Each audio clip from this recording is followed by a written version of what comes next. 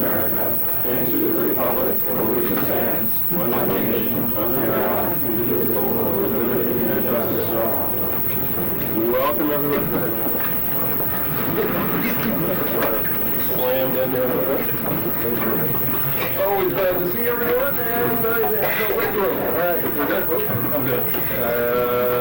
And we're on to modification of the agenda, and I do have some items for review. And Brad's going to walk us through that. Under Roman 5, we're going to ask to remove A, B, and H from the agenda. We're going to insert Unit A for the 2011-12 program and budget for TFT grocery. Oh, and I have also, I need to add to the consent agenda, a C, which is a personnel supplemental dated today.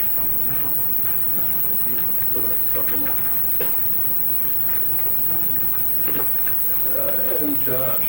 A new B under new business, which is ad hoc budget reform.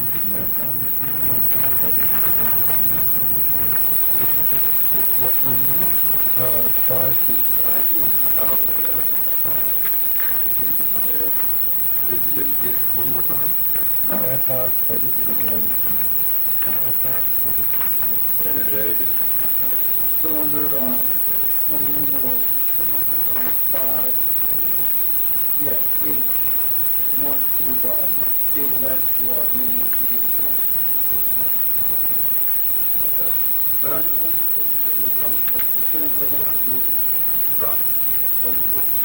also, addition on the Roman number 5, H, I want to add policy book, digitizing the policy book. can't even say that, but go ahead. Neither can I, that's why I had to change it up real quick. Policy book digitization. And now I work on that. Now I can't even spell it, so I'm with this. So we will, well, actually, Sean, thanks, and that will be, I was floating around, so which item is that on? That's page 5H. So we have the new page, and that's Sean's, we have the new policy. That's what we need rest. So, Can I just read down what I've got? without further ado, Josh will catch us up on what we just did. 5, so all under 5. 5A, TFT budget, budget regulation. 5B, budget committee. 5C, shipping in Germany. Then calendar. E, policy 91.2, policy number Harrison employees, F, the report card, G, superintendent transition plan update, superintendent transition H is company book, digitization. It is not. And 3D was a supplemental. And let's say approval, or without objection, are we good with those amendments? I'm saying we should pass, are we good? All right. Dr. Brown, so it's great to have agenda setting meetings and then change the agenda. Welcome to Ithaca, Dr. Brown. There you go. So we'll continue. Receiving staff and public, there's no one signed up. Anyone wish to speak? I'm not seeing anyone. So we'll go on to the student reps. And Martin starts with Wendy. First off, we just like to apologize for not attending the meeting of the California. Which is more fun? So I have some of our school, I guess, newsletters, papers, back up.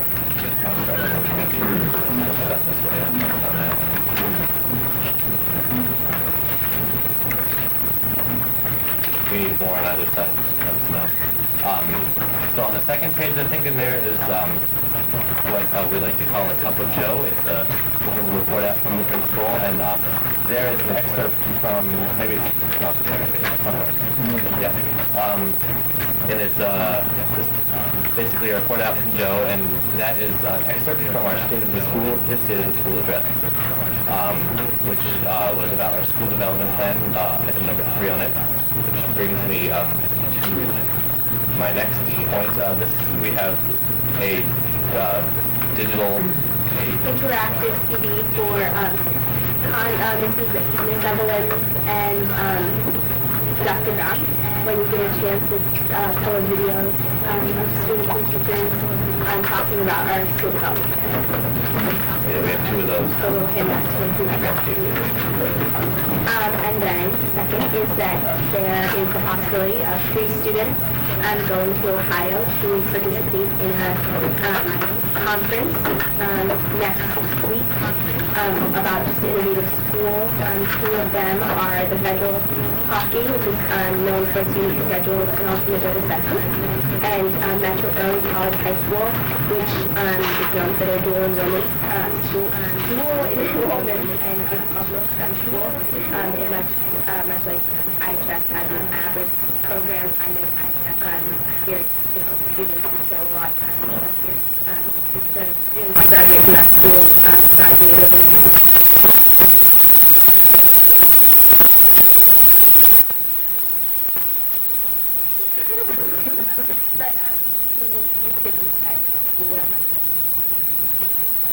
And last Friday, we had the first school band in as long as I've been at ACS. And it was very successful. It raised money for our trip in the spring. And there was said to be more than 75 students there. I would say it was a pretty successful school day. Then our team, my senior team project went very well, and Amy Sleeper attended. It went really well, and I really enjoyed it.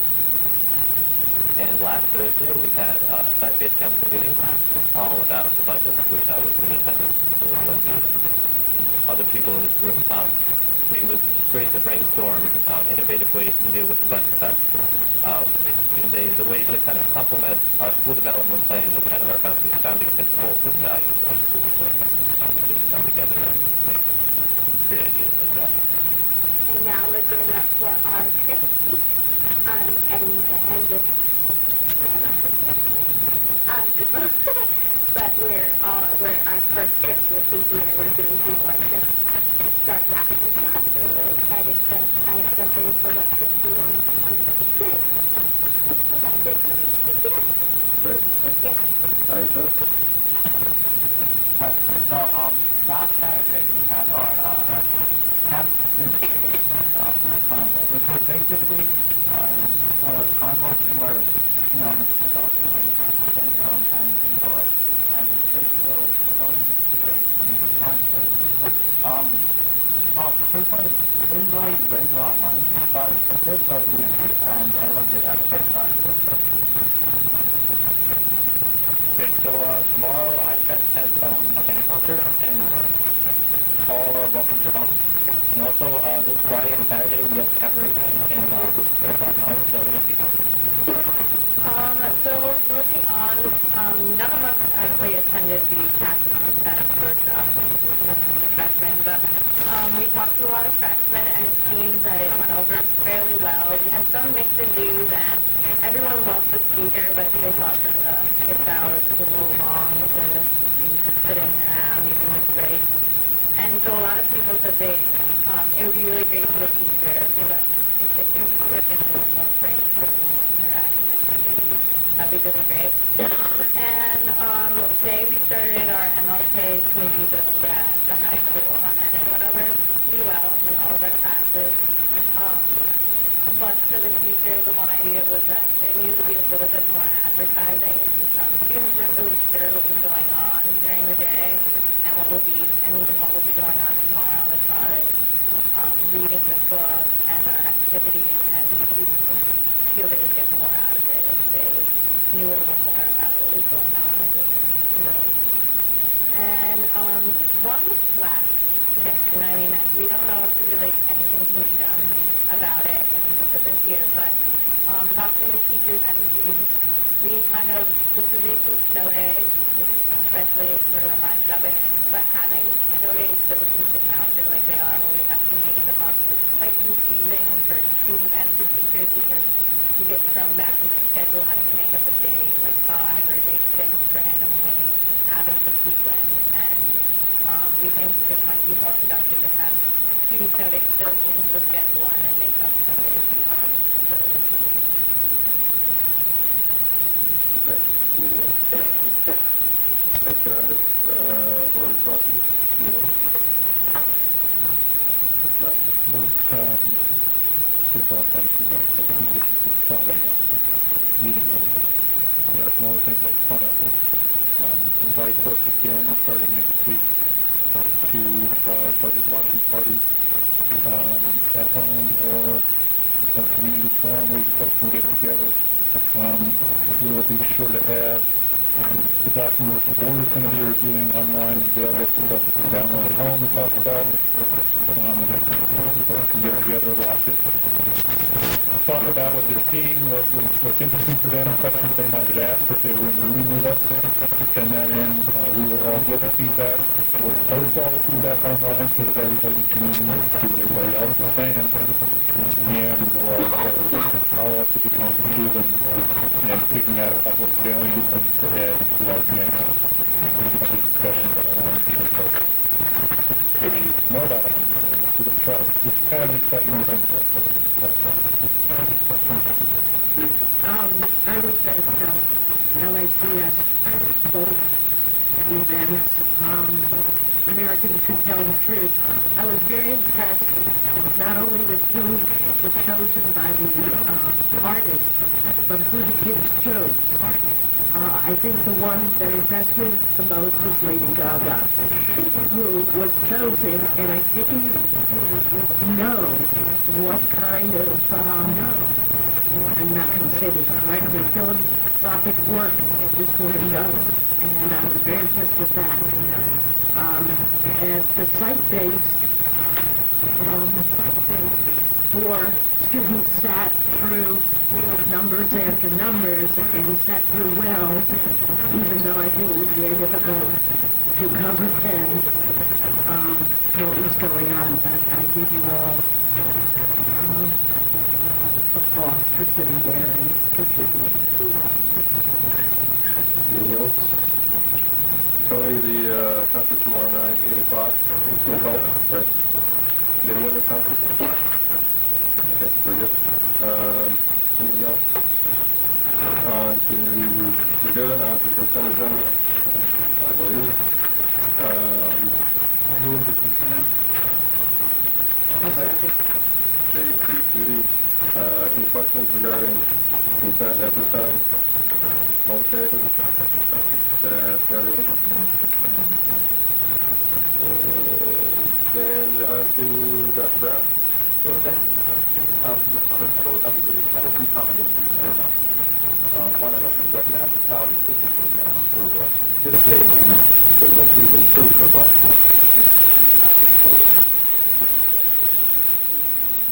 And I know that when Vince Stevens and Jackson discussed some folks in the audience tonight who said much put that recipe in front of our community, the same recipe that's in front of our students today. I don't do today, but often. So everyone recognizes that. I didn't make it out of 2 folks to use that particular day.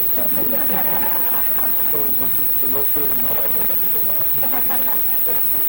That was fun. Also, with the board meeting, we invited the board to our TLC Day, our second TLC Day, to take place on March the 26th. From 25th to 8:30. At that time, we're going to be discussing our different approach to supplementing the work, what stuff we're going to play, and how we're going to organize the conversation around teaching and learning. Again, we're all invited and hoping to see some of these things, and we're hoping to before any rest time to the work. If you can't be here in person, there's the opportunity to and of course, there's the pastor for that day. I really wish for the school to know that I would be teaching that. So I'm that guy. want to keep the job. I heard that students there last month was great, so I have a tough out. In front of each student, I think 3 different groups of 30 minute groups, and we'll have that focus and engagement and multi-community and collaborative conversation around how to go to in our schools and how to come before in 30 minutes of time. And I started to get long with it, things that be a test message to the background. And just lastly, again, next week on the 15th, we will come to this budget. This is the first shot of it. Again, we have many options for the public and staff and engaged in the process. We have multiple conversations over the last 2 weeks to push the safety off, and we will take our conversation with staff around building our budget, our funding. That's it. And on the 15th, we're going to look at part of the budget, but not, in detail, but not the whole budget. We'll present to you an overall look at the budget. And one particular that the operating budget in the budget. And particular instructions, each service will come subsequently. So next week, we will get a first look at the overall budget and some of the objectives that we're going to do. Good. Thanks a lot. Okay, on to school district business, and A number 1 up front is our friend from BOE. Thank you. Thanks, Alan. Thanks for having us. Our budget has been put together slightly in advance of yours.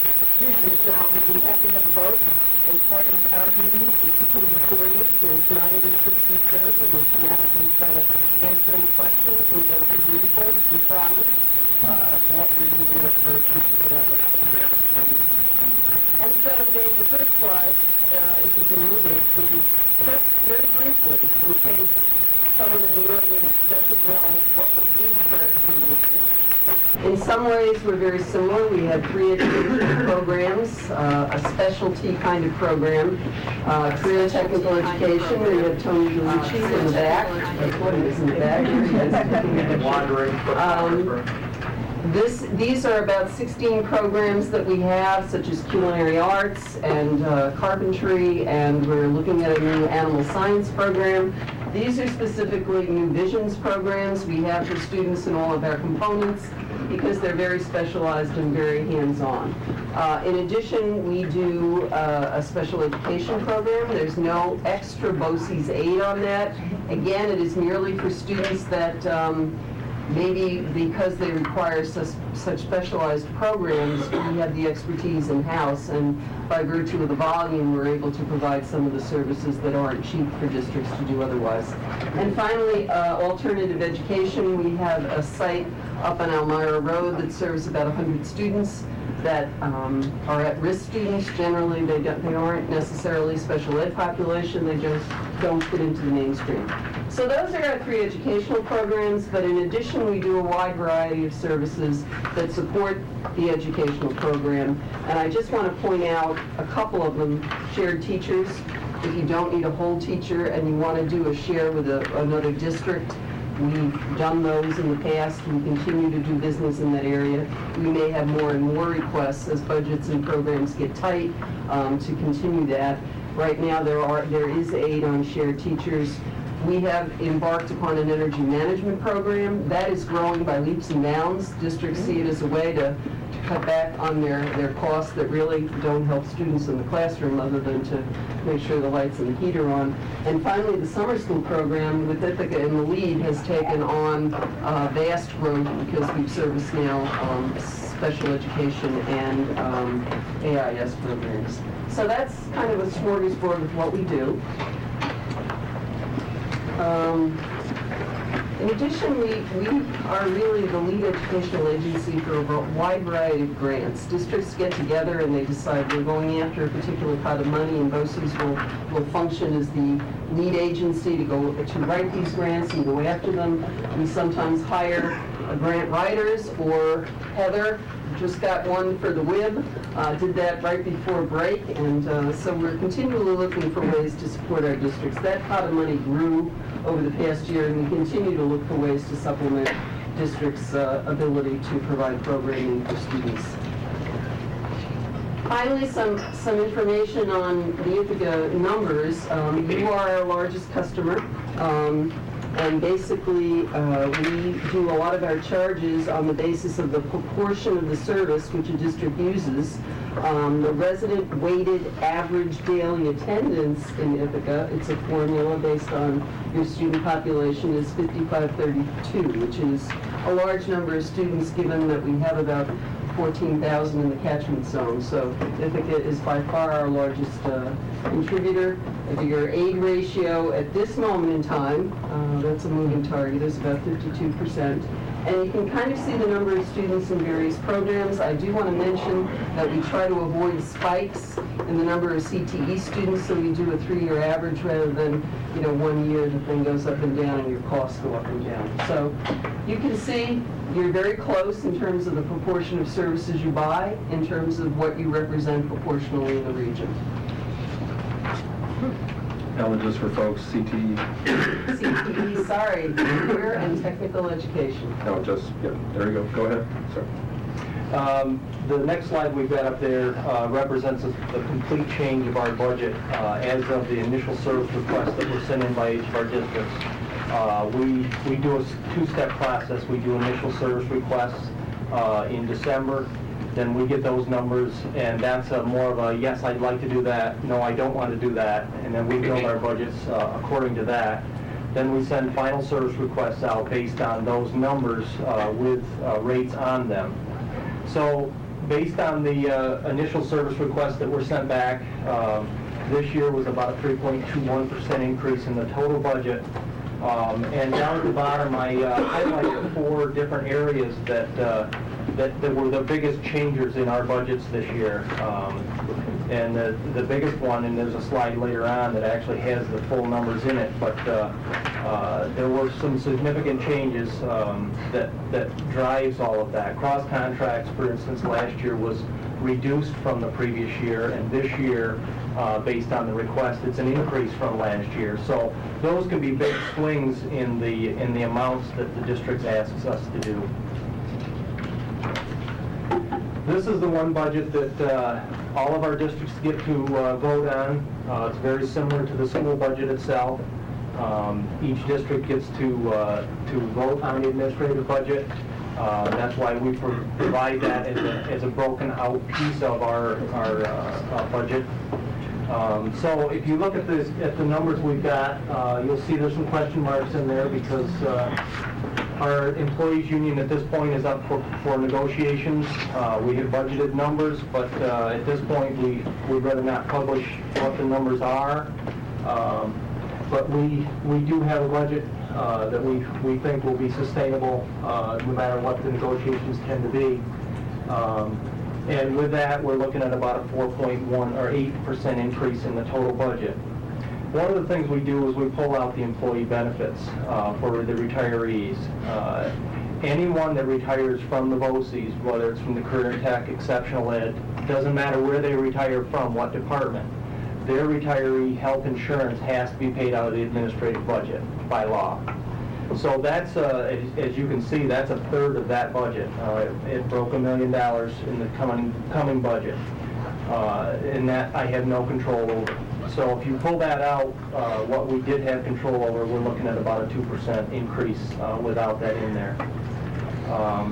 I left the investments and the miscellaneous income flat from last year. I don't see a big increase in what we're going to get for interest rates on anything coming in next year, so I felt comfortable that we could leave that alone again for next year. So you can see at the bottom the same thing. Net cost of the schools about a 4.93, and if I pull the retiree help out, we had control over about 2.17% increase. And just to refresh people's memory, that $600,000 is borrowing the BOCES budget. We don't charge districts until the services are a fait accompli. We float the budget. That's a decision each of the superintendents has made over the course of time. They get aid on that, and they feel that that's a more cost-effective means for them to do that. On the retiree benefits, what percentage do they pay? It's the same as what they retired with. 75-25. Oh, so if you negotiate in your union contract a higher percentage, you don't put that on your retirees? Correct. Why not? Whatever they retire on, that's what they are. We can't retroactive people that I are don't know, is that how out. your contract read? Yes. We are working You might on wanna those remove that elements in the contracts that we're You might want to remove that from the negotiation. contract. Yep. I would hope you're looking at that. It's a negotiable item. Yeah, That's right. I know it is, but I wanted to know where they stood. Yep. That's where it is now. Yep. Any other questions with that one? Just to kind of refresh, we have 3 contracts up for renegotiation, and we are trying our best as we approach these negotiations to be fiscally prudent about what we're looking at in terms of raises. We did ask the teachers for a give back. They have 1 more year to go on their contract. They respectfully declined, but they will be up to start negotiations in approximately a year. And again, you see, the fact is that our cost drivers are the same as any of the districts. The fact that we take employees in from many of the districts, we hire them, we're responsible for the legacy costs, and we're responsible for TRS and ERS costs, which are going up by almost 30%. This is astronomical for us to deal with as well. The capital budget is a quite a big increase from last year. One of the things that we're doing this year is we went forward with an EPC, an energy performance contract, for around $2.8 million worth of work. And what we did is we can't actually borrow money. We're leasing the equipment. And what we're doing is we're going to lease that over 13 and a half years. And the way that works is we were able to reduce our operating budget by around $145,000 projected for next year. And then with the state aid that each district gets for building aid, you put those 2 things together, and the essential impact to the district is 0. I tried to make the length of that lease as close as possible to make that a 0 impact to the district. So it worked out at 13 and a half years. We could pay that off, and everyone that's done these EPCs, the projected savings on the utilities is way under projected, but I have to go with what they've told me to plan on for the first year. So I'm hoping to see a positive cash flow from that, but we can get a lot of things done. We're replacing 4 boilers that are over 40 years old. We're replacing any of the lights that are not the T5 lighting. We're going to the high efficiency lighting, replacing water fountains. There's a myriad of different things we're trying to do to be cost effective with our utilities. The vendor guaranteed the 145 minimum? 18 years, they have to guarantee it. Yeah. So at the end of 13 and a half years, when that payment stops, they still have to guarantee that savings for the next 5.5 years, 4.5 years. Yeah. Given the fact that now didn't seem a good time to go out with a capital project for districts, this was our best way to deal with some of the things that really we felt were going to hit the end of their useful life. We did apply and get a NYSERDA grant for around $145,000 with this. So we tried to go after anything we could find to help make that workable. The next slide, and I'm sure most of you have seen this one before, but for any of you who have not, we have to operate on a 0 budget. At the end of every year, whatever we don't spend goes back in the same fashion that it came to BOCES. We don't get to say, well, let's just keep that aside and see what we can do to make that easier next year. Whatever we don't spend goes back. So it does make it a little bit tough. We have no unappropriated fund balances and so on and so forth. What we do have, we can have the 4 funds that are on the next slide. The capital reserve is for the career and tech. What we could do is we could put a certain portion of the purchases in career and tech. We can put what they would consider depreciation aside in that account to pay for the last one. The career and tech reserve. Yeah. We could put money away that way, and at some point we will probably try to do that to make it that when we go to buy a $50,000 piece of a replacement equipment, we're not trying to hit the districts with that $50,000 all at once. But at this point, we have not funded that. Very difficult way to run a business, by the way, to have this zero-sum game. It doesn't work well, but that's what the law says. Yeah. The unemployment and the insurance funds, those are what are listed on our balance sheet as of June 30th. And we, again, run very close to the vest on those. So administrative capital in our program, we've kind of taken a snapshot as to what we know at the moment in terms of what our program budget would look like. You see that the career and technical education program budget is down. Basically, that was done with a lot of squeezing and funding a program through a grant. The exceptional ed is up, basically on the basis of requests for services and also salary and benefit increases. Instructional services, you see listed some of the programs that come under that. Requests on that particular coaster line were down.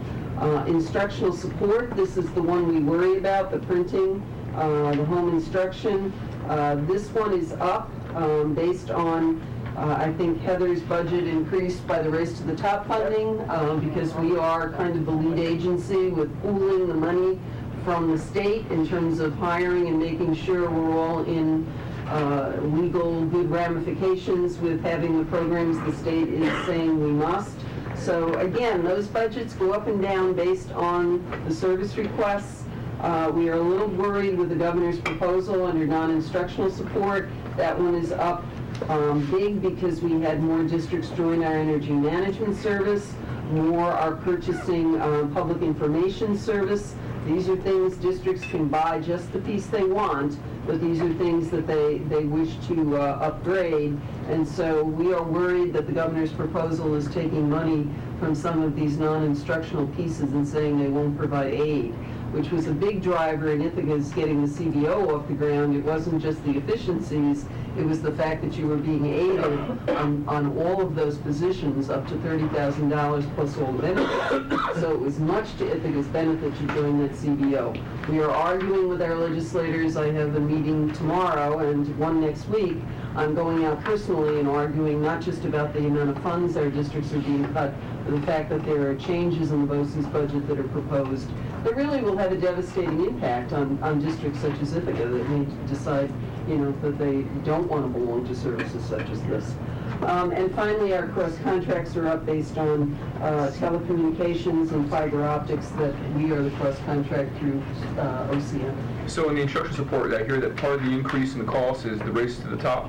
That was instructional support, yes. And to give it up, because at least the rumor and the things that I'm reading is that the return is not going to be all that significant. Correct. We're not getting the kind of money it's going to take to put all those programs into. But yet we're still going to go through and spend money to follow the process, to do the paperwork, to do the bureaucracy, for what, $80,000, $90,000, whatever the number seems to be. People keep putting back Heather, up. you want to speak to how much money? This entire region got about $500,000 over 3 years, well over 4 years, but we're spending none of it the first year. So it's not a lot of money, but it is purchasing the services of an instructional specialist. So we have one additional BOCE staff person, which will have an impact. It's targeted at working with students with special education needs. So the districts agreed on how they wanted to target it, and Ithaca was a big voice in that. So you're right. There's not a lot of money involved in the paperwork. It's just time and effort, and people have put the time and effort in, including each district person and we're putting it in. But I think in a region this size, an additional person on a team that was currently 4 or 5 people, it's good. It's not the same as what they're getting in Binghamton, but it's helpful. It's worth the effort we're putting into it. But my understanding is, so I understand that, so one person, my understanding also is that there are a number of other things that come along with that, or expectations.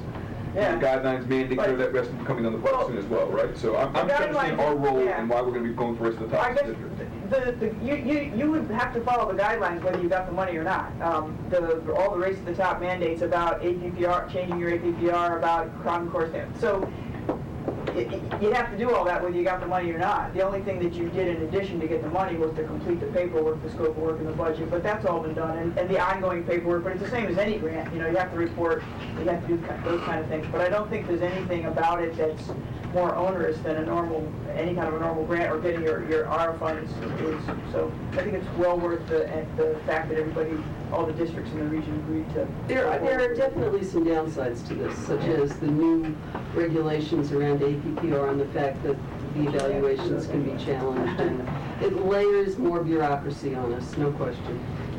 But some money to help it is better than no money. And the only way to get beyond Race to the Top was if, as a state, like Texas would have said, no, thanks, we're fine, and we don't want to play.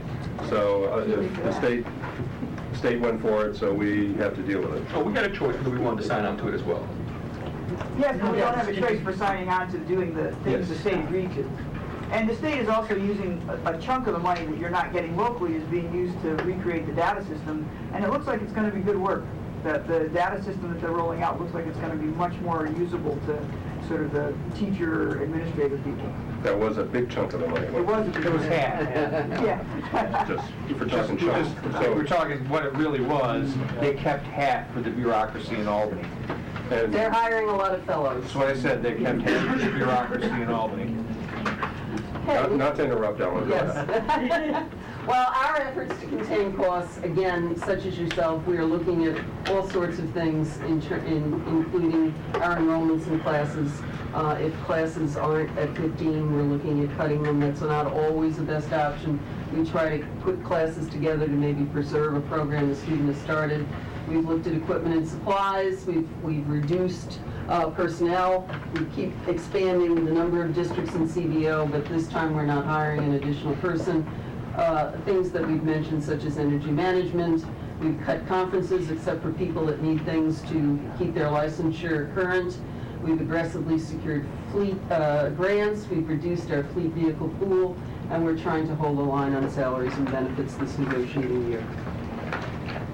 There is a proposal on the table by the governor to eliminate aid on a bunch of COSERs. And we are meeting, like Ellen said, we are meeting tomorrow to try to figure out why they really feel that that's an economic direction that we want to take. And then down at the bottom, I listed 4 of those that are pretty good size impacts to all of our districts. We're very concerned that those COSERs will suffer for that, and if nothing else, makes it tougher for districts that are not in those services to go through the hurdle to go through the entry to get in. On the one hand, the governor says he wants more shared services, and on the other hand, he's making it less attractive for districts to get involved. But we are dedicated to the fact of trying to keep these services attractive to districts, whether they're going to get aid on them or not.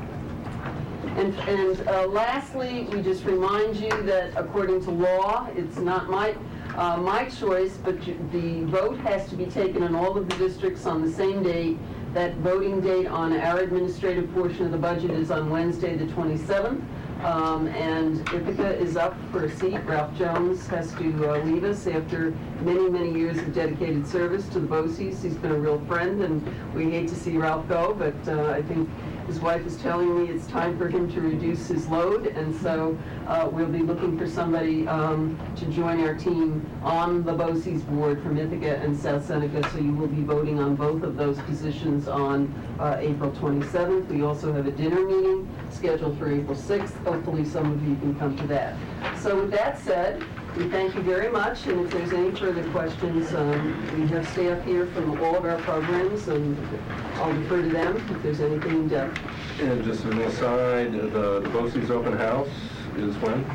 Open house, did we have those already? We have Career Tech open houses coming up. One on the what's the Thursday, 24th? 24th. Thursday, the 24th of March. Right. The New Visions open houses are this week, but you're all welcome to come. Right, I really recommend board members, if you can make it out to certainly the Career and Tech. That's always a great night to walk through and see what our kids are, the programming that our kids are participating in at BOCES, out there, rather than, always good to talk to you, Alan, right, I know. but it's nice to see what's going on, up at BOCES, and students are there and demonstrating what they're doing. Thanks. Other questions? How much money did the individual districts get back last year? The refund check was a total of...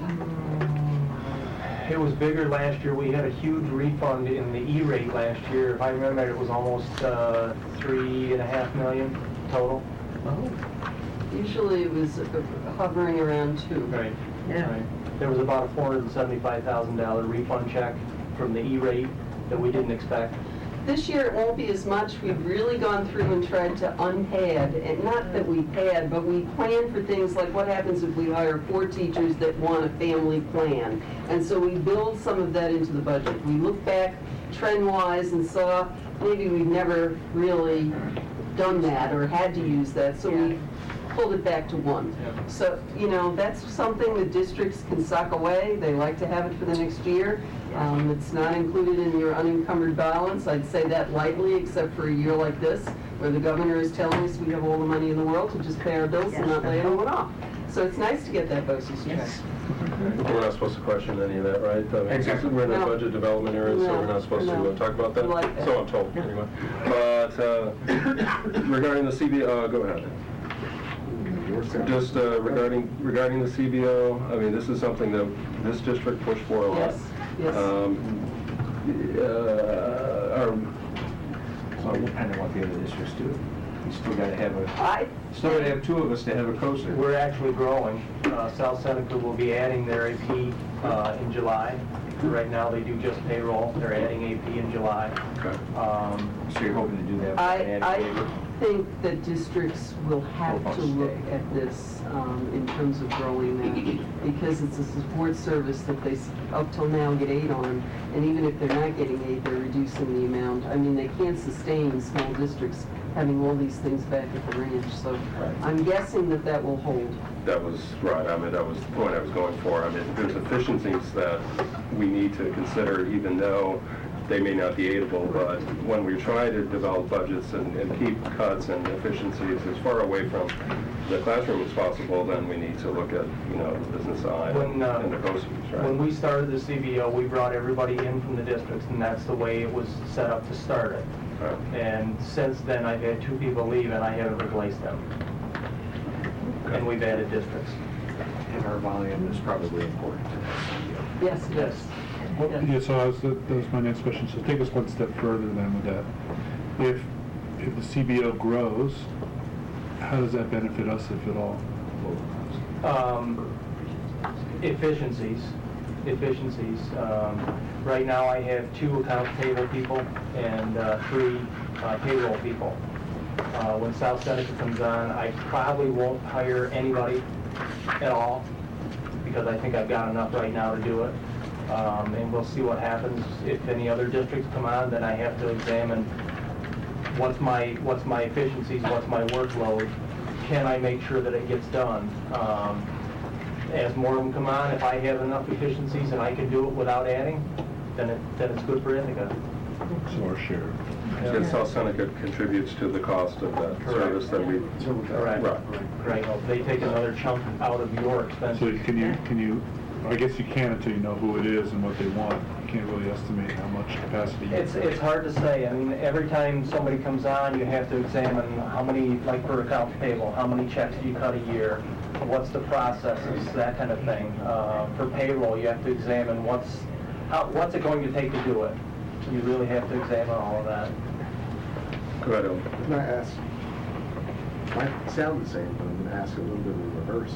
Are there any services or opportunities that you are aware of now into which we pay, being the 800-pound gorilla in our area,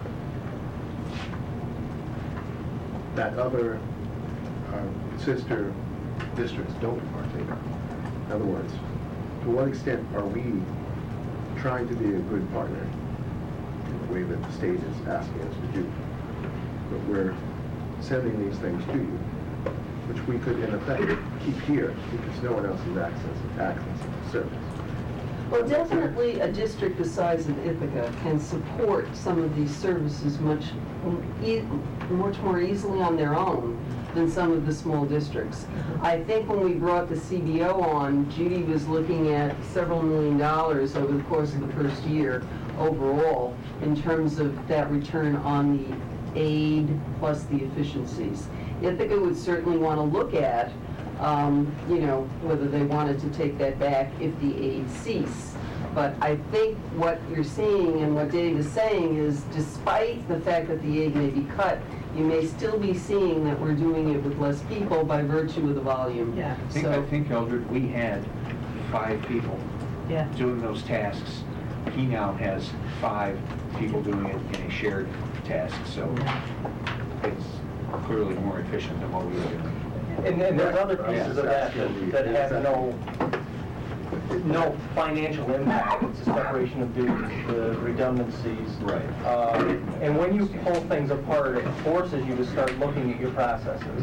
And I'm sure Margaret will attest to the struggles that we go through when we look at those processes and try to figure out how do you make those still mesh the way they should. But when you do them all in one piece in your own house, okay, I didn't get all the paperwork, so I'll just go get it myself. Or I didn't get everything I need, so I'll just enter it myself. That may cross those separation of duties boundaries. When you go to a CBO model, you do what you do, and I'll do what I do, and the separations are there. You force those segregation of duties, and you force everybody to look at their processes and make sure that you're doing everything you do efficiently. And it's a constant struggle. I won't argue with the idea of it's not a turn the key and it runs great. I mean, we're in the 2nd year of the operation, and it's a lot of work. It's a lot of struggle. But I talk to other districts, other CBOs that are in the same area in age, and they all tell me that, yeah, you're okay. You'll get there. And then Broome County, they've been doing theirs, what, 13, 15 years? Some of our districts are talking about sharing a business manager. I mean, this is to the point now for some places that they really have to look at going deeper into this process rather than pulling out. Anything else? I think we're good. Thank you very, very much for your time. Good luck with your own budgets, and keep it posted.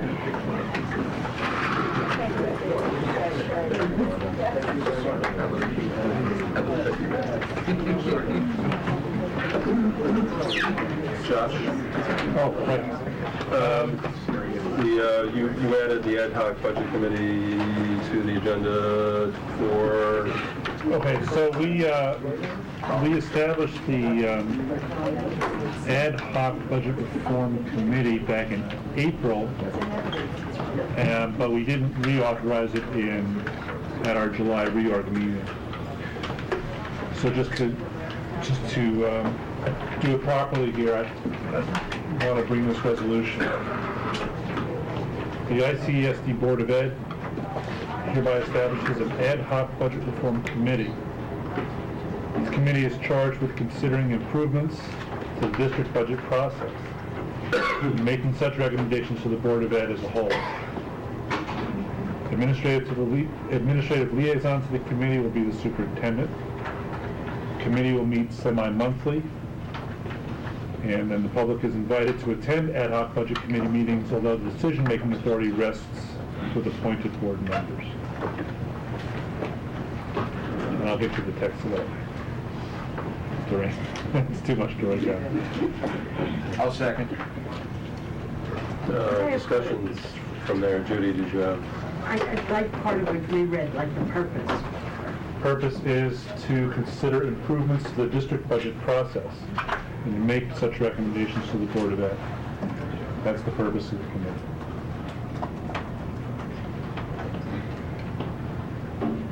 Other comments? It's really codifying what we've been doing for a stretch of time here. Any discussion regarding this? Are you satisfied? Anything? Pretty good? Okay. You got a second? There's a second, but I'll call the question. Thank you. I was hoping, waiting. I guess, all in favor? That's Brad, Jay, Seth, Josh, Sean, and Eldred, and those opposed, I guess.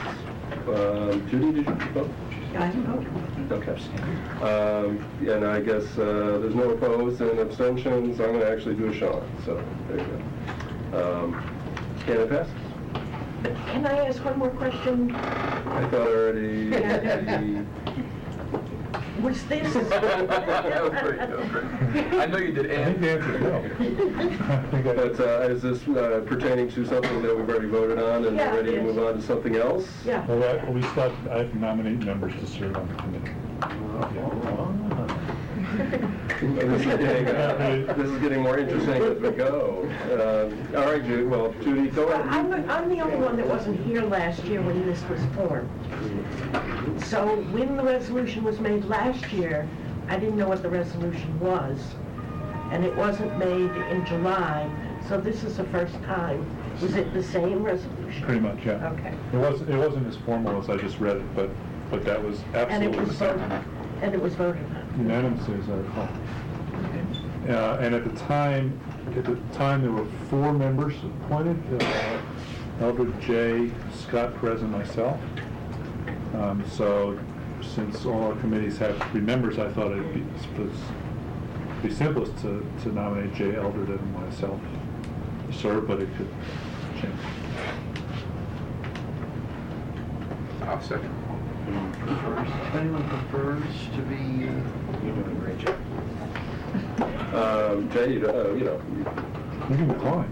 yeah, you don't have to do anything, Jay. We are merely volunteers here, so this is. I'll finish what I started. Okay, that's we appreciate that, Jay. So I guess nominations have been made to continue the 3 members that are currently on the board that are that attend these meetings from time to time. So Call the question. Brad's called the question. All in favor? That's everyone. Okay. Are we done? I think we're good. I think we have now crossed the T and dotted the I. Okay, on to other things. Someone's going to Germany, and it's not me. Who's, I'll move item C as presented in the agenda. thank you, and second by Jay. Anyone can speak to this? Is a trip that is typically engaged on a year-to-year basis. The information is in the packet. This is a trip for Ithaca High School. Not just the there. This is the one that's with This is Portland and Homer. there we go. It's with Homework Cortland High School. That's right. There you go. Thanks. Thank you. Any questions? Brad's going to say. Call the question. Call the question. All in favor? That's everyone. On to the academic calendar.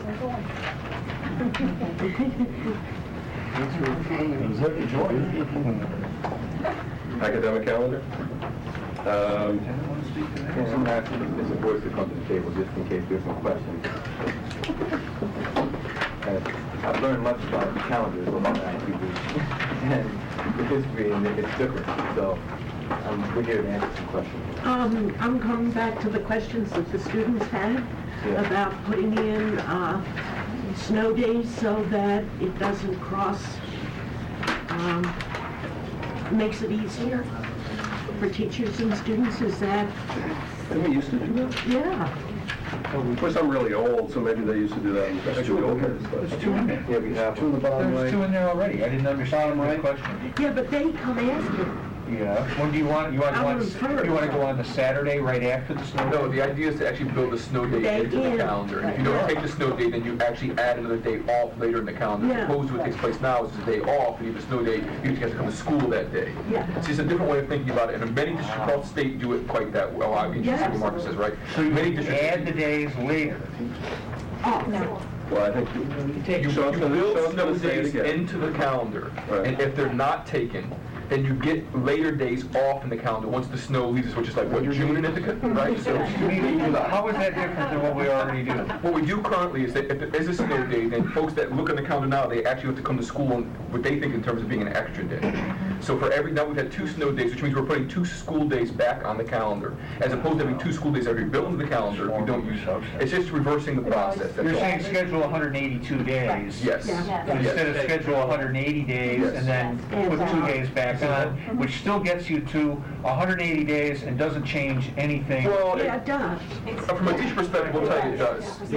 You plan it around the calendar. For Helen, yes, go ahead. Well, when we were actually discussing this with our advisor, Ms. Shank, and the same thing comes up, she said, for teachers as for students. One of the problems is a lot of people plan their, because it comes around Good Friday and stuff, is one of the days that we lose. A lot of students plan their vacations around that, or like are going to take off that day anyways, and it kind of makes more sense to have the 182 days for us at least built in so that we can later miss a day instead of having, like last year I think we had 2 day ones in a row and everyone gets off on that and they're like, do I have lab in the road? And it kind of throws off plans and everything, whereas if you had 182 days in a row and then you end up taking, like giving us those days off again, then people can plan ahead of time for their vacations and plan ahead of time for what they're actually doing. It comes to the same place. I don't know, Brad, Helen's making a lot of sense. It comes to the same, no. Okay, all right, so now what she's going to hear 2 years from now is, we could have taken a longer vacation and we didn't know. And then we'll be going back the other way and putting them on the calendar. Right, I mean, the opposite argument is, instead of you took away my Friday, when I was going to go, you're going to say, oh, I thought I was going to go to school on that Friday, now I don't, I should have scheduled my vacation then. So we're just going to hear the opposite argument in a couple of years. I never get to go anywhere anyway, but go ahead. Well, I think it affects Memorial Day probably the most. And that's, you get the Monday off, and with a snow day, you have to come on Friday. Without a snow day, you get the Friday. And I think... And you know it well in advance. Yeah, you do know it well in advance. So Yeah. Brad, just a question to you. So now that you've heard from sort of student and teacher row down here, Okay. if you don't care, you're willing to defer to the folks that say we like the... I said I yield, whatever. The rest of us worked that Friday before Memorial Day anyway. Yeah, that's true. When I went to work yesterday, actually, It's a business day. Sounds bitter. As an example, it would seem to me the 2 days you would add, if we went with that different sort of thinking or schedule, would be the 25th of May and April 6th. Yeah. So don't be scheduling your vacations to start those days. Those are school days. I don't want to hear the complaint about, gee, I had my flight booked on that Friday and you made me go to school. Well, but would those be the, correct me if I'm wrong, are those the days that would be the ones that would be changed? You're way ahead of me, Jay, so, Yeah. Is that what you... I'm not even sure this is what the superintendent's putting on the table in front of us, right? We were having a conversation, so. We were putting one into discussion, which we're getting much of right now. Is that what you would plan to do? Take those, just schedule those 2 days as school days. Right Schedule now. those as school days now. So you scheduled 182 days. 182, with the anticipation that if there are snow days, those are the first to go. There you go, Helen, fixed, right? It's all taken. There you go. Any other What feedback? is that? This is the first reading, so Okay, the calendar? you have the calendar. Okay. We can approve it at the next meeting. So what would happen if there were no snow days? You would get those days off. They would, They go back on the calendar. Yeah. April 6th, that's, Dicey? I wouldn't be doing that one until the... Well, you may not even want to. In some districts, they don't give that one back. They might actually give something at the end of June instead. that's what I wondered, yeah? Because you're right, April 6th is still a little, I recall 4 years ago, April 15th, getting put aside. Yeah. Right, yeah, I wouldn't give that one. Yeah, that one typically districts hold and then give it off So again. any other showstoppers? Susan, do you want I to? want a couple points. We have done that before, scheduled days for school and then give them the snow days. We didn't always get the days, and you'll have trouble with the approval of the Teachers Association as a calendar agreement. That's part of our agreement. It's not that we're trying to hurt kids or anybody else, but it was not successful when we did it. We had a grievance, which found in our favor for the inequity of calendar distribution. So We can go and explore this all you want, but it'll come back to the superintendent and I meeting over what we've agreed on, and that's why it's done the way it is, so that we give back the day if we need it rather than take it. So we've not had success in the past, even though we've tried it. The other one is, and I think I wrote an email, but just to be sure to let you know, that the elementary teachers are not happy, and many of the parents are not happy with the 2 half-day for parent-teacher conferences because they're both afternoons, and if parents can't come in the afternoon because they work, then we only have 2 days of parents not being able to come. If one were a morning and one were an afternoon, that might work, or a full day. The original reason behind that was so you can get state aid, so that you would get money for kids having lunch, but that means 2 days in a row, the kids come in, they stay, have lunch, you feed them and put them on the bus. We think it's poor in terms of planning, education, delivery of services, but heaven forbid we should do something for the kids and not to save money.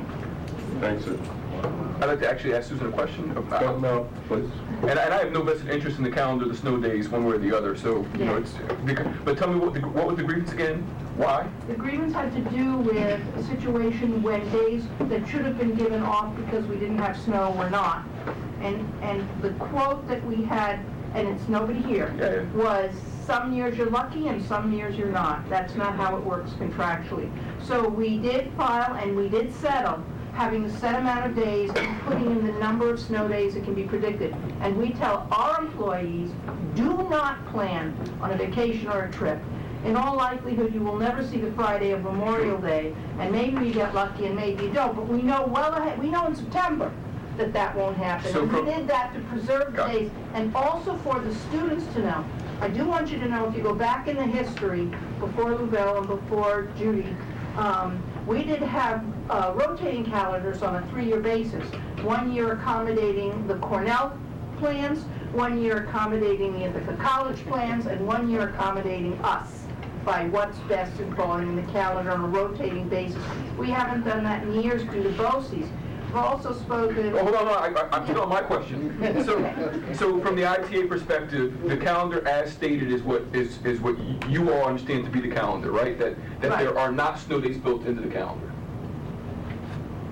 Well, there are days, if not free ones. Oh, no, free ones, yes. There's also, what our understanding is after... Is that a yes or a no? I couldn't tell. Yes, that's our understanding, but if there's an additional snow day, which is not listed here, but in the past calendar years, it was always listed that the 3rd snow day would be a reduction in calendar. That was an understood and given. I didn't see it in this draft, but I presume the practice would continue. But if I were to print it, I would add that on. Thanks, Rob. Are you understanding how convoluted it is for me? That's why I've asked Mark to help us work through this. And again, thanks for the feedback tonight, and we'll go back. It was simple 365 days. Yeah, I just thought it was working all the time. So we'll figure something out, and bring out another copy, another draft. Okay. I appreciate that. Thank you all. Thank you, Margaret. Thank you, Susan. On to this policy that keeps showing up on my agenda. The policy guys. Sean? I'm not sure I put this on, but interesting enough, this is exactly what the policy committee just met and voted on, with the exception of a change. The last paragraph, the first sentence, as comically we keep saying, we're not talking about complaint officers. We hope we're talking about compliance officers, which may change the meaning a little bit. Compliant? Compliance. Or compliance. Right, so, and beyond that, and I don't know if Josh is going to be sharing some of this in the HR committee. This came from their recommendation. You know what, I have to defer to my other colleagues. Judy did.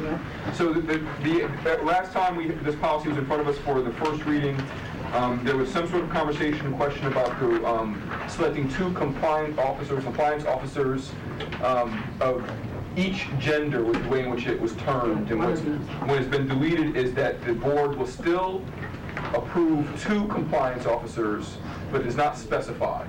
And that's what we came up with as well. So the policy committee fully supports this with the editorial change that we just offered. The policy committee has passed through for a second reading. Great. Thank you. That's great. Any other, this has been moved previously, correct? And we're looking for any other comments regarding this policy? Can we go ahead and pass it? Let's vote. I heard a last vote. All in favor? That's everyone. Thank you. And on to the equity report card. Dr. Brown. Thank you. We're going to ask to go on several in the corner. Here we go.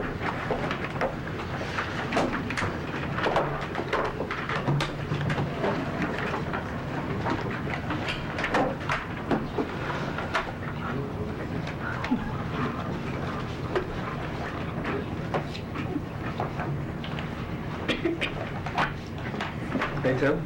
How are you? Good. Hi, Connie. How are you? Here we go. Great. A little sore from shoveling, but thanks for asking.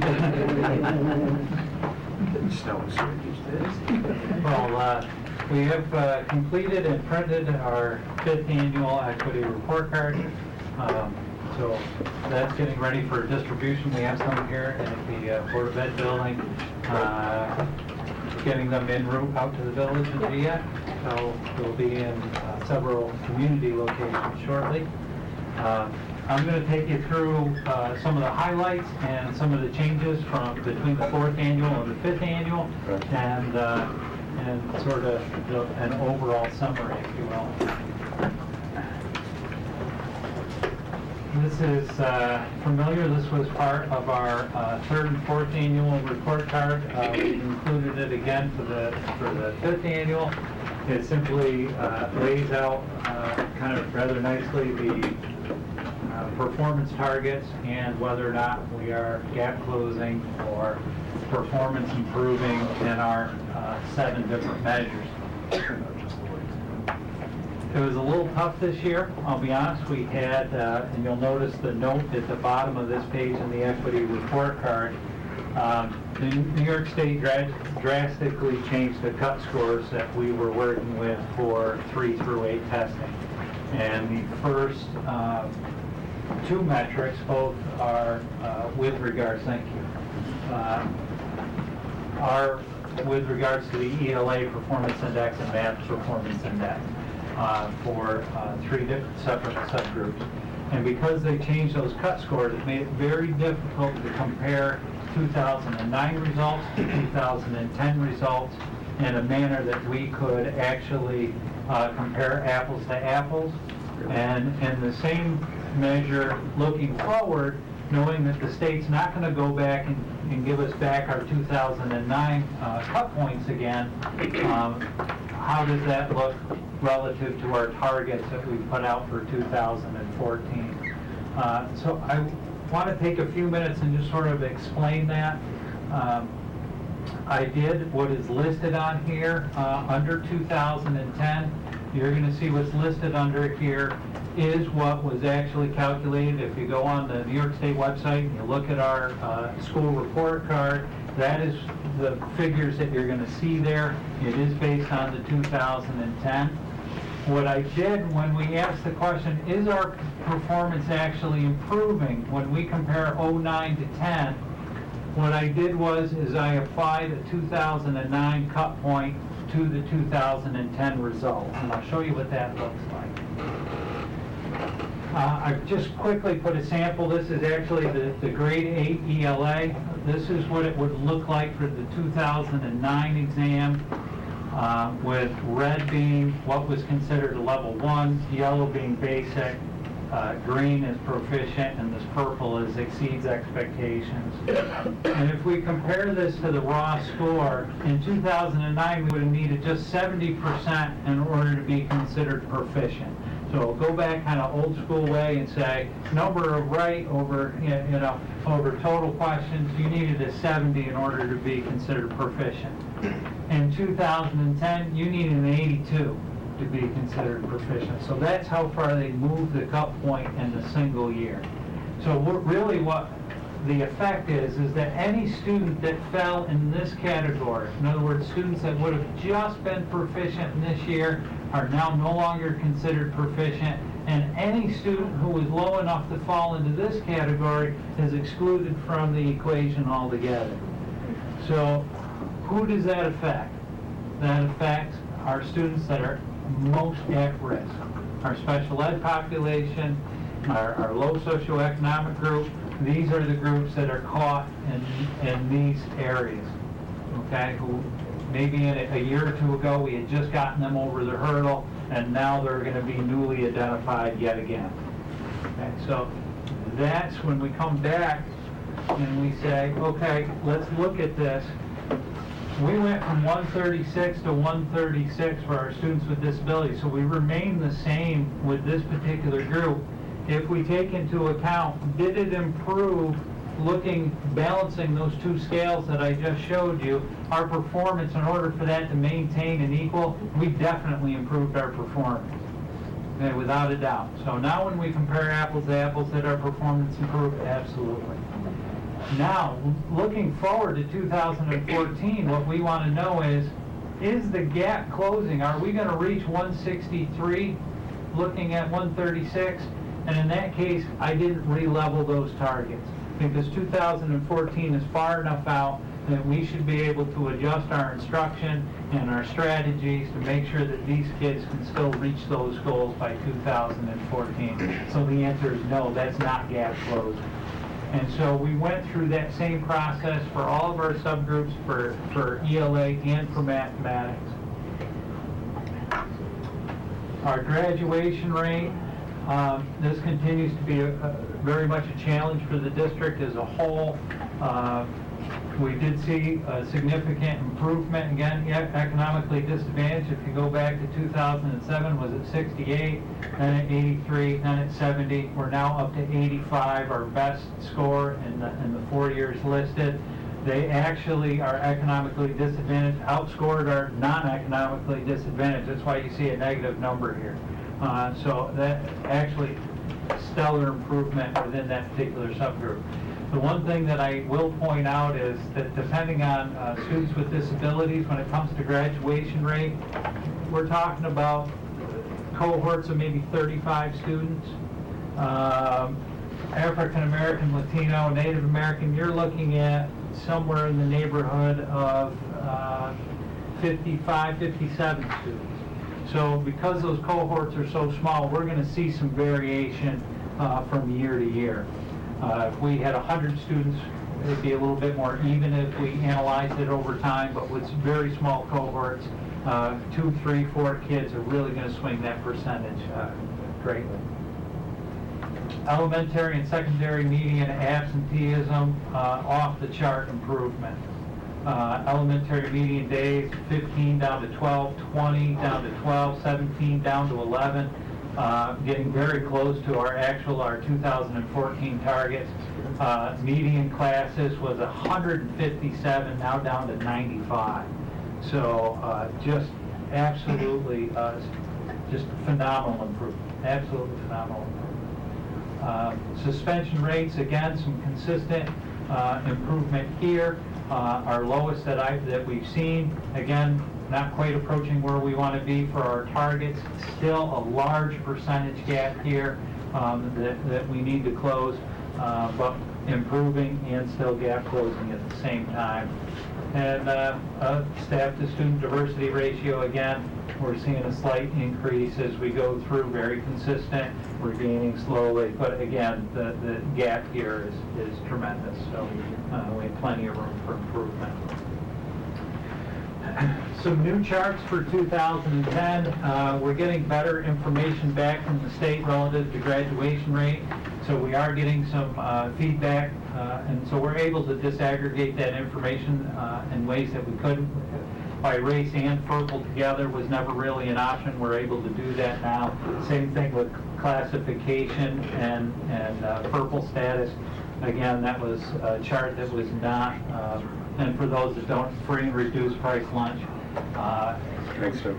Sure. For the folks at home. Yeah, for the folks at home that don't speak this edgy babbles that we like to get into. And so those charts are now available. We've included those. I'm confident that we're going to be able to add rural to this next year. That is a component that is in here, so we want to be able to add that rural component in.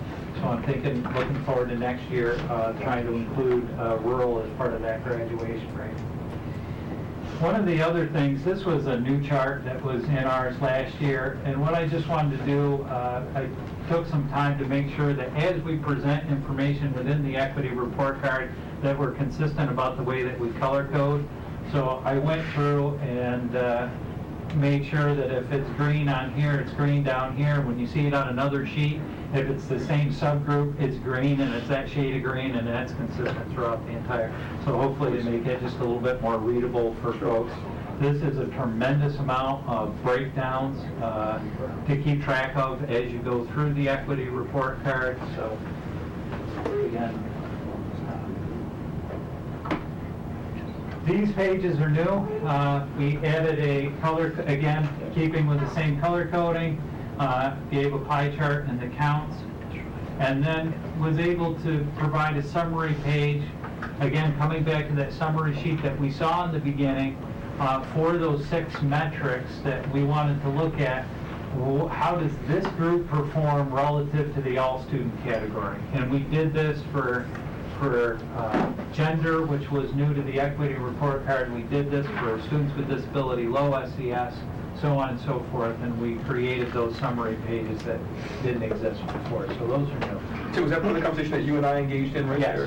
And I think what people need to prepare, one of my key things is making sure that we are measuring student subgroups against the total population. What we were doing before, for example, was measuring African American, Latino, and Native American against white students, or FERPL students against non-FERPL students. And I kept saying what I wanted was a measurement against the entire population, so we get a better, accurate idea of what our students are doing. So I want to thank you for putting those. Sure. Thank you for the feedback. Being the first time that our department and the district itself took on the initiative to actually publish this, it is a tremendous amount of work. And Tim, that's a point that needs to be explained and reiterated a little bit, correct? I mean, this is, the equity report card was created by a group in the past, correct? And the district was involved, but this year you've taken on a lot more responsibility for data, and we are, just explain what the difference is, if you could. In years past, what the district provided to the, in some cases, an outside organization or group of volunteers or a community-based organization was the raw data, and then actually manipulating the data to generate the charts and the graphs and everything and to sort of make sense of it all was left to a community organization. Because it's so labor intensive and this is an annual report card, the challenge was how are folks finding time, creating time to volunteer that much time to do this level of disaggregation. It is a board goal to look at data, to look at these equity issues. We owe it to ourselves that if we're going to try to improve these metrics, that we take on the responsibility of analyzing that data, looking at those metrics ourselves. So I think Dr. Brown and I have spoken relative to the equity report card. Certainly some ideas that we have moving forward. And I'll share those as we get moving a little bit farther into this. So just a real quick summary relative to some of the targets. Because the cut scores have been changed, the 3 through 8 results, both the ELA and math, we really need to make sure that we monitor those moving forward, make sure that we're on track to close that gap by 2014. Our graduation rate continues to be a challenge. We've seen inconsistent results from year to year. We're also not seeing the growth and improvement we would like to see. The state at the same time has raised the bar from 55% graduation rate to 80% graduation rate. So now some of our affinity groups are in a real jeopardy of not making even what the state has set as a minimum bar. So we need, again, to hold ourselves accountable, make sure that we're doing everything we can to improve that graduation rate. Attendance improved in all areas, drastically improved in many cases, especially at Ithaca High School, which drives most of that secondary data. Suspension rate improved and closed the gap with all subgroups. Again, that was encouraging to see, and our staff ratio continues to improve. And just some considerations for next year and beyond. One of the things, and I don't know if it was intentional, that when I looked at the previous editions of the equity report card, there's pretty minimal analysis of actually what do you see in a chart and a graph. No, give it to me in plain English sort of analysis that goes along with that. And that's something that I think if all stakeholders are open to, is to say, can we or should we be including that, put it into some plain language, summarize it, so that a layperson can make sense of. Now I think we're up to 64 pages of data. Can you give that to me in 3 bullets or less, sort of thing? Consider moving this to a web-based dashboard. We spent money to print it. It's in color. It's got nice charts and graphs. It works on the web as well as it does off a color printer. We might get quicker feedback. Most of these charts and graphs were done months ago. We could have rolled them out as we had them available, and those computations were done, and instead of waiting for the whole thing to be formatted. And as we go through this, I'm still finding, oh, we need to hire a better proofreader because I found another spelling mistake or another typo somewhere in the mix. And so we will put a PDF of this up on the website, so as we find those typos and so on, we'll correct it, so the one on the web will be the latest edition, if you will. And certainly one of the things, and I know Dr. Brown was very big on this,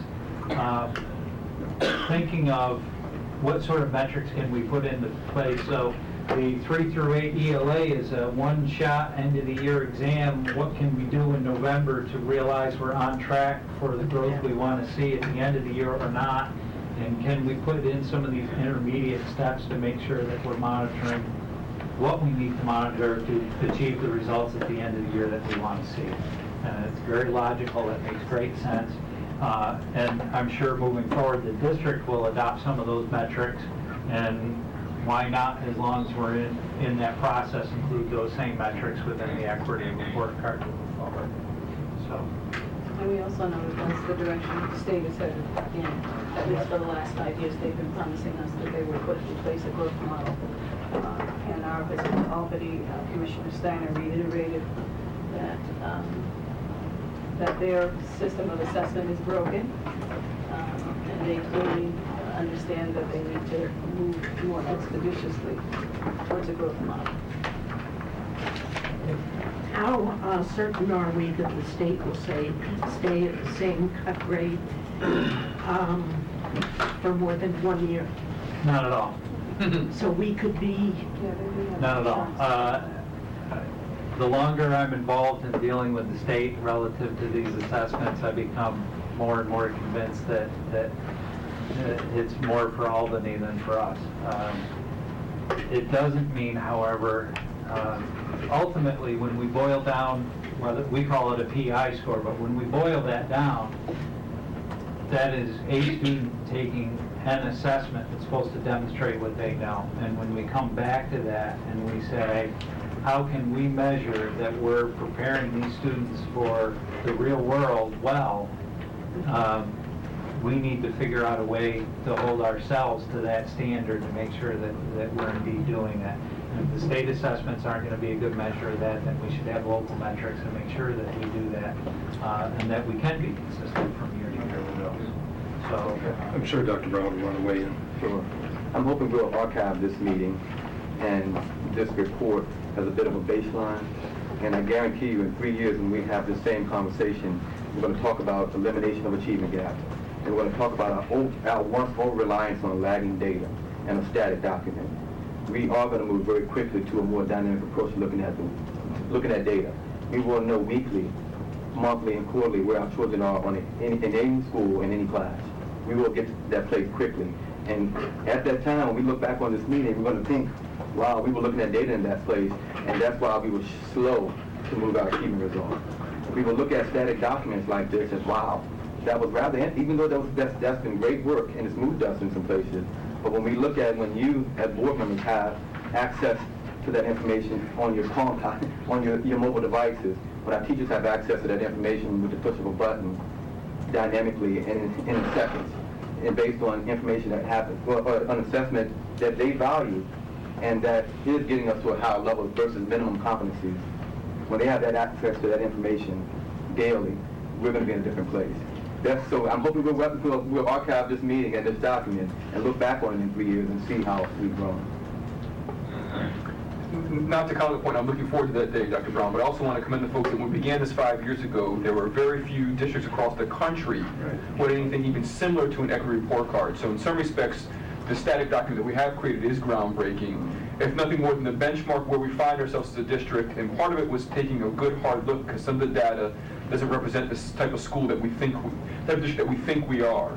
And so what I'm so appreciative of is the way in which teachers and our TAs and various folks have helped build this document to come. I get the fact that it's static and I like the idea of being dynamic, but we still can learn some things from here, what we got to do forward. And so while we're doing both these in tandem, there's still some work to be done. But kudos to the folks who began this 5 years ago to make this document. And people still, I'm sure, call you asking about our model, which is interesting, even while you're trying to take us to the next level. Yeah. Yeah, it gives me, sorry, but it gives me a better appreciation as well for the work that went in. Try and replicate something that somebody's, you know, walk a mile in their shoes, you appreciate how much time went into the first edition that came out. And so it gave me a new respect for the folks that volunteered their time to generate the first report cards. And I should also own my part of it. It says December 2010, and this is not against Tim Moon, who's been phenomenal. I'm the first one of the people who held this up by not getting a piece that I was supposed to get to him pre and post injury. So, Tim, I'm giving you my public apology, and I'm owning my piece of it. Way to take ownership. Okay. I guess I've heard all 5 of the equity report cards, and it started off pretty basic, and now it's getting fancier, for lack of a better word. And the one thing that, and I guess we touched on it a little bit, but one thing that I'm getting concerned about is we talked about the amount of time that the district is investing into this document. And what I didn't hear, or what I haven't seen throughout the years, you know, from the beginning, is to, other than the public being able to hold up that mirror to us and say, get better, because we have this information. What I've not heard in any of the years is how a teacher, a principal, you know, if we're investing district resources, and this, I guess, goes to maybe that dynamic model, is, you know, what do we expect our teachers and our leaders to do with this? Because it was started as an outside organization, but I'm not hearing that a teacher, you know, and I guess a teacher can't wait every year to get this thing and then go do the work. So I guess, do we need, as a board, to start supporting, you know, a different model of this type of reporting, as opposed to the nice printed document that you discussed? And you know, 5 years is great and tradition is great, but I don't know how many thousands of dollars, you know, we spent on this, but, you know, is that a discussion we need to have about, you know, moving forward? I would say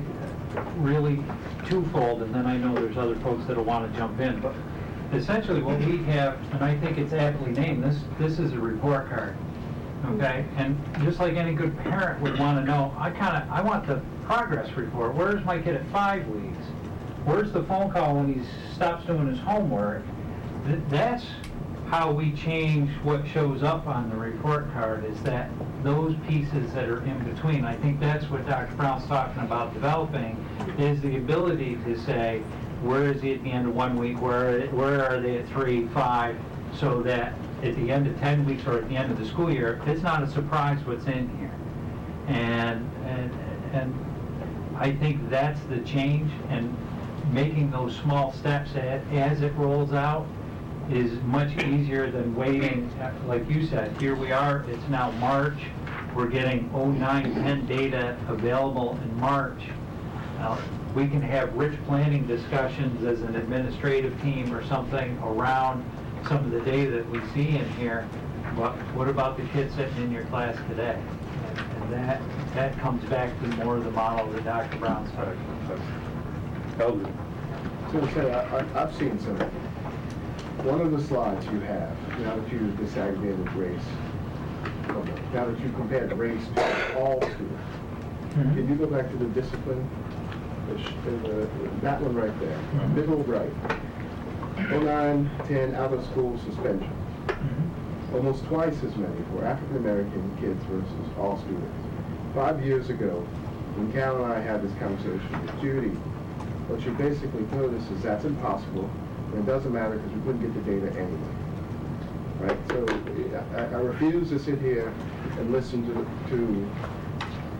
it is, if we could spend the years we've spent marginalizing these students, don't tell me 5 years spent in trying to identify where that marginalization is happening is a waste of time, right? We've rewritten the disciplinary code simply based on that slide. If we had not been able to articulate that slide, we would have gotten resistance about the need to ever redress a policy. Somebody explain to me rationally how that's possible given the small number of African American children in high school. That's the question I've never gotten an answer to. Right? And so there are gaps like that throughout this document. And I'm really glad, that we decided to take it in-house. But let's not gloss over the fact that this conversation started because people in this community were in pain and crying because they saw their children ready to go down one more generation with no good educational outcomes, and no one in this district was responsible. Right, so I'm interested in the conversation about how we move that into reality. Let's not diminish the fact that this represents students' lives. So I would like to build on that, Eldred, in terms of a response to Seth's question. And that is to say that in looking at those particular slides, particularly the ones that illustrate a specific gap, that the district has been responsive in putting in programs and looking at initiatives that would be responsive to what the data is telling us. And in moving forward in terms of the analysis piece, I think it's going to be critical that we begin to not only analyze the data or help people understand what they're looking at in the graphs and charts and so forth, but to tie it back to district initiatives that have had a direct impact on improvements that we've seen in those numbers. For example, when we look at attendance, improved in all areas across the board, elementary and secondary, it became a real focus for district leaders at the building level in terms of RTIing the entire school around attendance. And then district building leaders were sharing those best practices with one another to help them understand how to improve attendance across the board in all subgroups. We have a new, fairly new principal at Ithaca High School who, when reading this document, realized that in terms of his administrative team, he would have to organize them in such a way so that we would go after the attendance piece. And so there are a number of areas that we're looking at in this document that have been addressed because we have this information, restorative practices and rewriting of the district code of conduct every year. I can tell you that we spend, Dr. Myers and her team, which includes many stakeholder groups, spends hours and hours and hours taking a look at that document each year.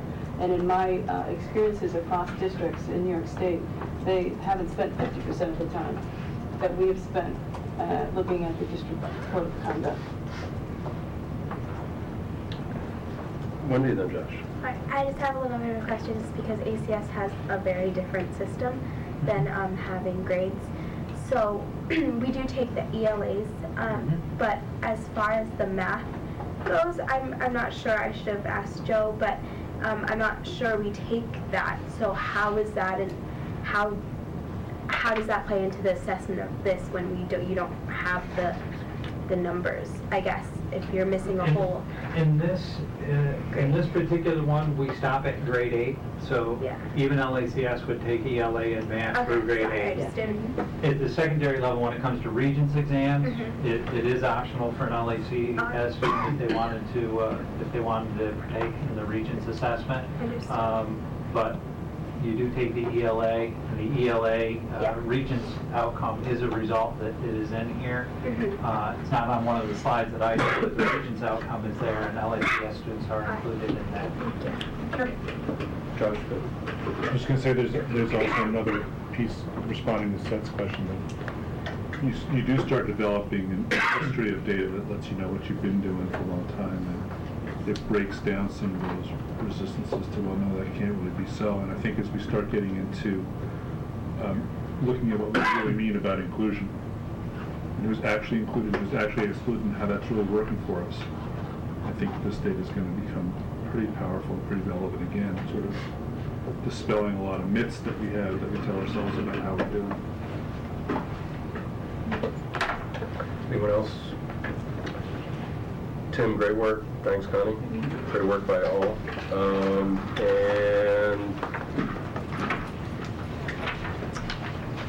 Lavelle, Superintendent's transition plan. If you can give me a second to transition to a real computer. Once again, editorial comments. That didn't get picked up. As a district and a board, we like Dell. It's fine. More donations. You can speak yourself. Actually, I have Dells at work, and they're just big screens. That's great, because I can actually read them. And how we doing, Dr. Burke? Make the best use of our resources. Thanks, Tim.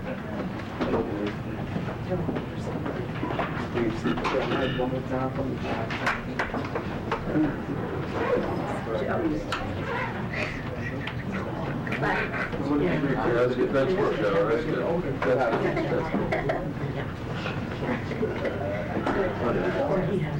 Very good. All right. Did you notice how long it took Mr. Moon to hook his? The first hour of the meeting. But it was a good job. I can't finish it with good job. What did you just hammer him with? He did a great job. As you know, I was in that role. And typically you get beat up quite a bit in that role. So for him to come and put some very sobering data in front of you and also some highlights is difficult.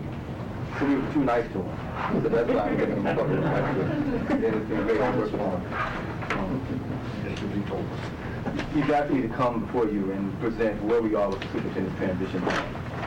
And I must say, and having spent a weekend on this, has something to do when the second you appointed me or let me know that I would be coming to this New York as superintendent. I spent a weekend just putting my thoughts on paper.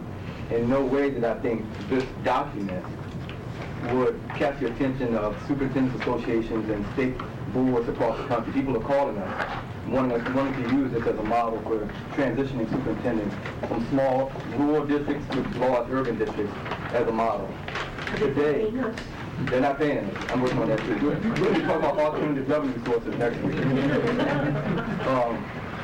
Today, walking into the Leadership Conference cohort, I think there are 25 folks or so that are part of the program, and they're each week they visit certain organizations and agencies, and they're learning how to be investigating leadership in general.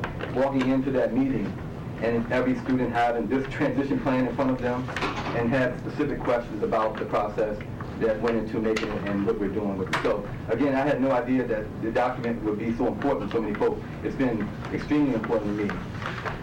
I'm hoping to give you an update on where we are with the transition planning tonight through images. Some conversations, but mostly images I'm going to put in front of you that sort of will just highlight what's been happening and what's going to happen in the coming months. The first one, why do a superintendent's transition plan? Well, because my family and I wanted to be in every place at all times. That was purposeful. We wanted to do a deep analysis of the community and of the organization. We wanted to listen and learn from folks from all over, with different perspectives, with different agendas, and folks who want to sway me one way or the other, we wanted to be in front of folks and have those conversations over the first few months. And I will tell you, this plan has allowed me to do that. What did we want to get out of it? And I love this picture because it reminded me of the spring and summer. This wasn't a plan put together to uncover some things on the surface. This plan was put together to get deep into the weeds and have a deep understanding of the work and our needs and our highlights. And I'm happy to report to you that I'm understanding that now. Soon, as a result of the plan, I'm going to come before you, hopefully May, June, to present the findings, what we've learned from our listening and learning conversation, and then hopefully set the stage for a more strategic planning process or a community engagement process in which we'll put some action steps in place to move forward. But again, we will put the findings in front of you, and you will get a sense of what I've learned, the good, the bad, and the ugly, for lack of a better term. Key stakeholders. As you know from the plan, students were first when we talk about key stakeholders. I've been in front of children. I've learned so much from my students. I've talked to every students in our district who are AP, students who are going to Cornell or an Ivy League school, and I've talked to students who've dropped out. I'm hoping to have many more of those conversations over the next couple of months, but I'm learning much from our young people about what they expect to have happen when they walk into our classrooms, the things that they like about what's happening when they walk into our classrooms, and some things that they want to see different. We have, and there are many images here, I'm not pointing to any particular one, but some, getting to know students is much bigger than just being in classrooms. It's being in their community buildings. GIAC, I've been there, we've been on the basketball courts with them, we played basketball with them and didn't work out so well in some cases. But we've done some things to get to know our children and our young people in many places out, in addition to being in the classroom. And we have champions here. We have winners, we have leaders from the kindergarten, pre-K through 12. I think all of you know I've also had opportunities to be in front of many groups in this community. I've lost count. Doreen probably has to count the number of keynotes and conversations, but each opportunity we've had to be in front of groups, they've been great. They've been engaging. I've learned much. I'm hoping they're learning more about me as well. So when we think about key stakeholders, it's been students, adults. Oh, am I transitioning to governance and board of education? Yes, and that's the next thing. That was another aspect of the transition plan, was to get to know you and spend time with you. And we have spent much time together in these kind of situations, but as you know, we've also spent some individual time with one another. We've done everything from go to Denver, to have conversations with the Secretary of Education, to play basketball. Some things have worked better than others.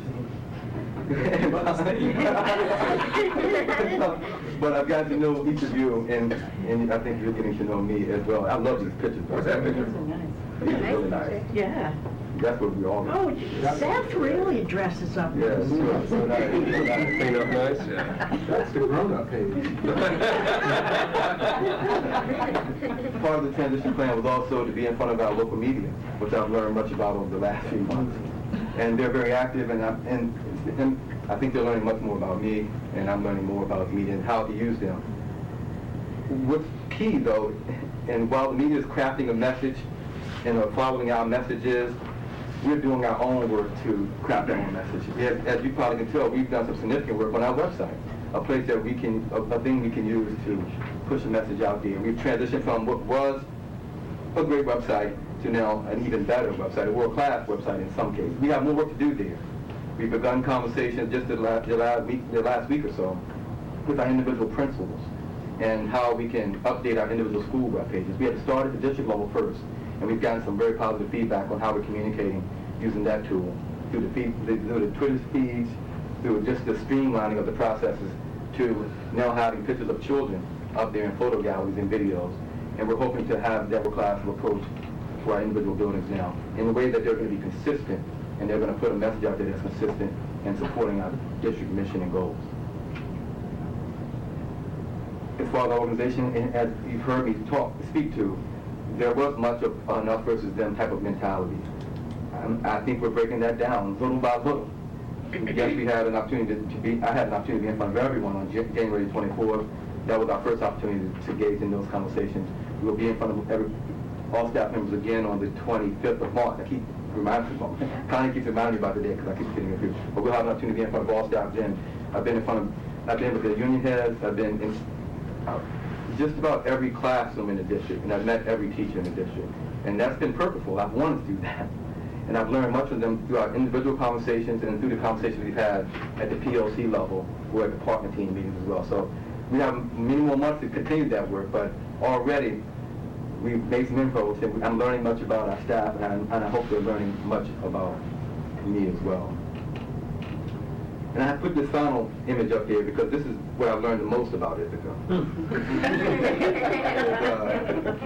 No one told me I was coming to the frozen north. They told me I was coming to Ithaca. And I've learned what a snow day is and when to call a snow day and when not to. And that's been the biggest lesson for me over the last 8 weeks. And I've also learned that, and I'll say this publicly, I'm never going to win with the snow day call. It could be a blizzard or no snow. And I'm still going to get the same number of emails. And so I'm learning that I won't win, but I think we have a pretty sound process as far as how we go about making a snow day call. And it is about children and our staff safety. And we'll always do that the right way. But that's been the biggest lesson learned. But that's a brief update on where we are with the transition plan. Again, we're going to do much more with that transition plan, and I'll bring another presentation and findings to you in a few months. You get the light from me, Joe. I appreciate it. Any feedback? I'm open to feedback. I'm open to some things you wish for me to do differently at this point as far as the plan, or how you wish to see the financial support of that being feedback now or later? That'd be great. I'm going to get back now. Or any questions or comments? Question, I mean, now that it's been 8 weeks, yeah. and you know our capacity is a little bit better and our incapacity is a little bit better. Anything different you'd like from us as a board? Different, no.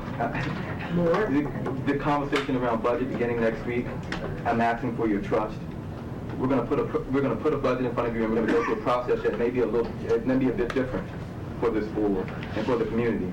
I'm asking that you trust us as a staff because we put a significant amount of time and energy into what we think is a solid plan. And I'll say it tonight. Our plan will include some adjustments to our spending plan currently. Some adjustments, not reductions or cuts, because we're innovating in ways that we're going to present an educational opportunity for our young people in this community in ways that will grow our organization, not a reductionist model or a cut. So if you can bear with us over the next 3 weeks and be patient and trust that we're putting something in front of you that's going to benefit children and not take a machete to our programs, our existing programs, we'll be in a great place. If that makes sense to you. We're always patient. Wendy, you had a question. Yeah. No, I just wanted to actually thank you so much for being so out in the Ithacan areas and really coming to a lot of our school functions. I really think it's a great way to get to know a community, so I really thank you for that. You're doing it. Yeah, we're going to continue to put Dr. Brown to work as well. So I think at some point I'm wondering, when do we get to see some inkling of a strategic plan forward, right? Or your assessment or your team's assessment of where we stand as a district and where we're going to be in 3 years, say 5 years, right? So do you have any time from when we can expect something like that? Meg, when we present the findings from this process and document, we'll also lay out a strategic planning approach to the upcoming year, if that answers it. So in May, when we put the findings out, we'll lay out the strategic. And we're doing some of that work now, and we're actually partnering with them. I'm going to piggyback on Josh's. You say that you need trust from us. Are there other things that you would like to see us doing out in the community, here, wherever? Give me some time to think about it. I'm really happy. But also understand I'm in my infancy in this role, so I'm not going to tell you how to do your job. But I think you're doing a great job. This has been a great transition for us, for me personally and professionally. I'm growing every day. I appreciate your support. I'm honored to be here. Right now, again, your trust in this budget process, which will be our first major hurdle, is what I'm asking for right now. Anything else? I think, on. Thank you, Dr. Brown, for the update. And your transition plan is on the web. I've seen it on the website. I've seen it. I not only have it on a piece of paper, but it is on the website, so you can review the transition plan and really the items in it. Sans pictures, though. It's not. I won't put those. Yeah. So Sean, I think we're on to item H, policy. Yes, and I can try to send the exact, not try to, I will send the exact language to Doreen momentarily, but the basic general idea is to put forward a resolution or a motion that the board supports to create a fully digitized version of the policy book. Currently on our website, we probably have, I would say, anywhere between 70 to 75% of our policies that are digitized. Our goal is relatively simple for the policy committees to begin with a full digitized policy book and then sort of go through that. We're also hoping that if we proceed to some sort of board doc or board electronic web-based management system, that it'll be easy to sort of upload that document so the public can have access to it. But the immediate goal is just to get board support to say that we're going to have someone create a fully digitized copy of our policy book, which doesn't currently exist. So I don't know if you want a motion or a resolution. Move it, I'll second it. I move that I make a motion that we create a fully digitized version of our policy book. Jay, will second again. Questions, comments regarding this digitized version of the policy book? I think this will add to clerical work, so are we putting any monetary, or are we assuming we can cover it? That's a great question. My assumption is that we will find a way to make it happen. Albert finds that amusing, but I'm not sure. I think, I'm trying not to marry this even we talked about that, Judy, and I think that we want a very basic digitized project of this, and so it's as easy as a scanning machine. Yeah. To get, and then there's the steps of getting whatever those are to get it to on the web, say, so it can be available to everyone. But it's being done to some extent already. Policies are You have a staff that can handle this work. Okay. That's the answer. And if not, I'm also interested, we can talk about some student interns as well. I got some policy interns that would love to do something like this. I'm looking at Helen right over there. There you go. Aren't they already on the board policies? No, not all the board policies are. What I was saying, about 70% of the board policies, 75% are available online. And none of them are available in a singular location, right? But there was a book we felt that was current. We'll get that. There is a current policy book that we're supposed to have. Not online. Not online, but we're supposed to have it. And Judy has read it cover to cover. Mine is the newest. So as I'm taking notes, I can write down paperless environment for the board. Yes. no. I wouldn't want a paper packet. I mean, am I going to have to get a cell phone here, or what? Yes. You need glasses. Call the question. I call. Yeah, I'll call the question. The question's been called. All in favor? That's everyone but Elder. Now it's Elder. Certainly makes sense to me, Sean. I'm not, and I guess really we're on to reprise. Anyone that feels the need to say anything? No. Tim, anything? No. Okay. No, you're just good. Okay. Any other business by the board? So I'm always glad to see our building leaders here. Any other business by board members, the superintendent, and Judy Maxwell? You're going to talk again. Go ahead. Yes. There was an EILC meeting on Wednesday of last week.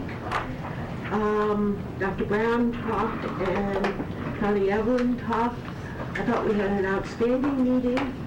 I was very impressed by the pronoun usage of we and us rather than you and them. And I think very productive meeting. Sean, go ahead. I also want to give our high school team a round of congratulations. I know Dr. Brown's going to be speaking tomorrow to the folks for the Where Do We Go From Here, Chaos Community, MLK Community Build, and I know that the work in particular of Samantha Little's been hustling to pull a bunch of things together, and so I understand that maybe more information could have come out, but I think the Ithaca High School has incredible potential. We already saw some of the work that came out of ACS with the conference that came through, right, about Americans Who Tell the Truth.